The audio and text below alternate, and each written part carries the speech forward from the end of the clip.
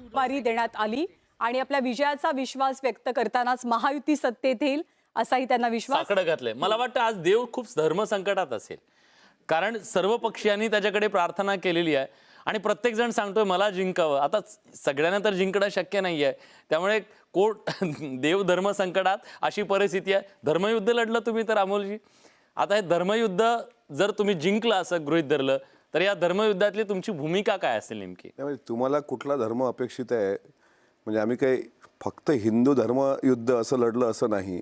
महाराष्ट्राच्या विकासाकरता जे जे काही शक्य असेल, जे काही आम्ही संविधानाला शिवशाहू फुले आंबेडकराला मानणारी सर्व लोक आहोत, त्यांना अभिप्रेत असलेल्या महाराष्ट्राकरता जर एखादं युद्ध आम्ही छेडलं असेल तर ते जिंकण्याचा आम्हाला आशावाद आहे. त्याच्यामुळे याला धर्मयुद्ध म्हणून तुम्ही त्या अँगलने घेऊ नये, म्हणजे भगवा की हिरवा या अँगलने घेऊ नये. बरं, तुमची भूमिका काय असेल? आकड्यावर ठरेल की आता ठरली आहे? कशाची भूमिका? या पुढची तुमची भूमिका?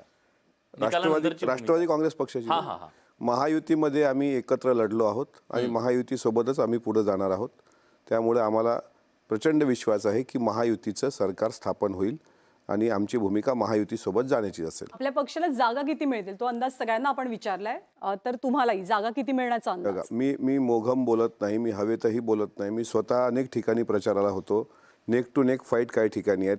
एकूण जे आमचे उमेदवार आहेत 56 उमेदवार, त्यात 3 ठिकाणी तर मैत्रीपूर्ण लढती आहेत आणि तिथे पण संघर्ष आहे. त्याचे आम्हाला असा अंदाज आहे की एक 30 ते 35 जागा राष्ट्रवादी काँग्रेस पक्षाच्या असतील. आपले रिपोर्ट